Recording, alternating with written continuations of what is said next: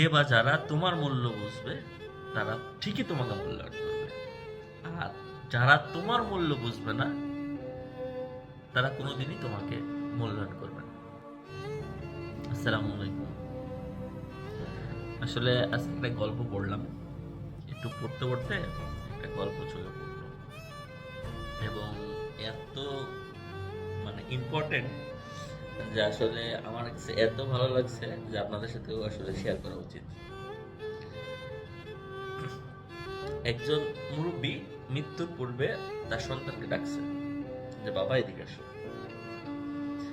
তো সন্তানকে ডেকে একটা ঘড়ি দিছে যে আজ থেকে এটা তোমার দাদাও আমাকে দিয়েছিল, এটা 200 বছর আগেকার ঘড়ি। তো কিন্তু বাবা বলতেছে যে ঘড়িটা পাইতে হলে একটা কাজ করতে হবে। তো তুমি এখন এই ঘড়িটা নিয়ে একটা ঘড়ির দোকানে যাও, ইউ ক্যান গো নাও। ঘড়ির দোকানে যেয়ে তুমি এটাকে বিক্রি করার জন্য প্রপোজাল দাও। তো ফার্স্ট টাইম ঘড়ির দোকানে গেছে। তো ঘড়ির দোকানদার তখন বলছে যে এই ঘড়িটা দোকানদারকে বলছে যে এই ঘড়িটা বিক্রি করবো, তো আমাকে কত টাকা দিবেন। তো ওই ছেলেকে বলছে যে এই ঘড়ি তো পুরানো ঘড়ি, এটা অনেক আগেকার ঘড়ি, 100-200 টাকা দিব।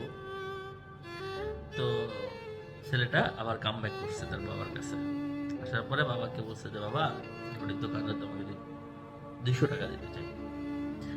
তারপরে ছেলেটা বাবা বলতেছে এবার তুমি এটা কফি শপে যাও, কফি শপে গিয়ে এই ঘড়িটা সেল করার জন্য প্রপোজাল দাও।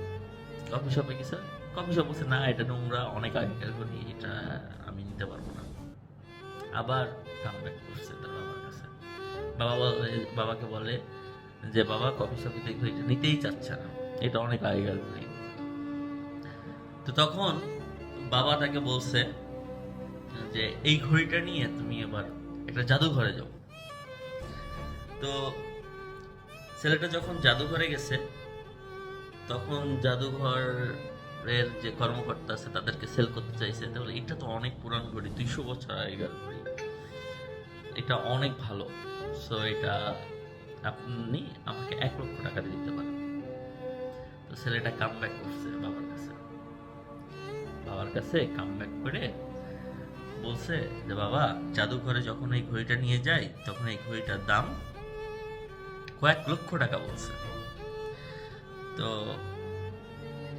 বাবা হাসলেন আর বললেন এবার তুমি বলো, আমি তোমাকে এটাই শিখাতে চাচ্ছিলাম যে বা যারা তোমার মূল্য বুঝবে তারা ঠিকই তোমাকে মূল্যায়ন করবে, আর যারা তোমার মূল্য বুঝবে না তারা কোনোদিনই তোমাকে মূল্যায়ন করবে না। সো এই তোমাকে কেউ মূল্যায়ন করুক আর না করুক, এটাতে নাথিং এজ বেনিফিটেড। তুমি তোমার গতিতে এগিয়ে যাও, তুমি তোমার মূল্যায়নটাকে, যে তোমাকে মূল্যায়ন করে তাকে তুমি রেসপেক্ট করো, যে তোমাকে মানে মূল্যায়ন করে না তাকে তুমি কমপ্লিটলি অ্যাভয়েড করো। গল্পটা অনেক সুন্দর, অনেক মজার এবং অনেক শিক্ষণীয়। Thank you. আসসালামু আলাইকুম।